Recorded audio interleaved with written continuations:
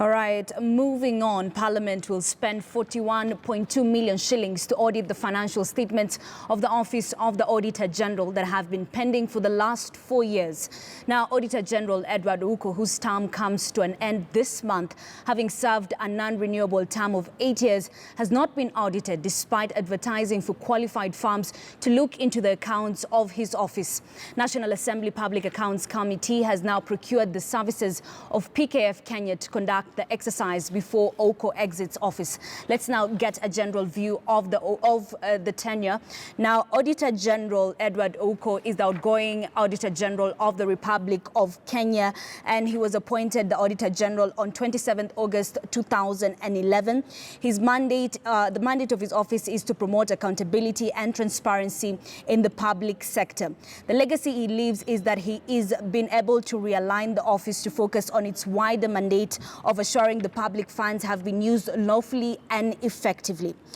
During his 8-year tenure, of course, the Auditor General exposed several graft scandals and brought to light wastage of public resources. Some of them are he revealed that the cabinet did not approve the 22.5 billion shillings Kimwara Dam project. He also revealed that the Kenya Medical Supplies authorities irregularly recruited 418 officers.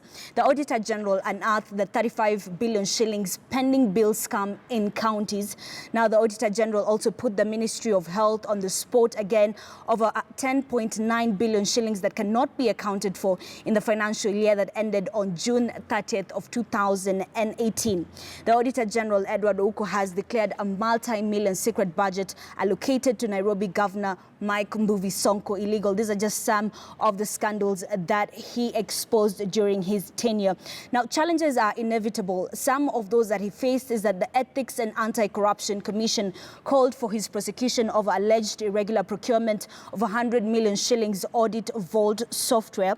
Edward Ouko also found himself in trouble when he embarked on a mission to unravel mystery behind the 280 billion shillings Eurobond which the government issued in June 2014 and its expenditure and became a subject of heated debate. Now, as Edward Ouko exists, the Auditor General books of accounts have not been audited for the financial years 2014-15, 2015-16, 2016-17 and 2017-18. But Parliament is to spend 41.2 million shillings to audit the financial statements of the Office of the Auditor General.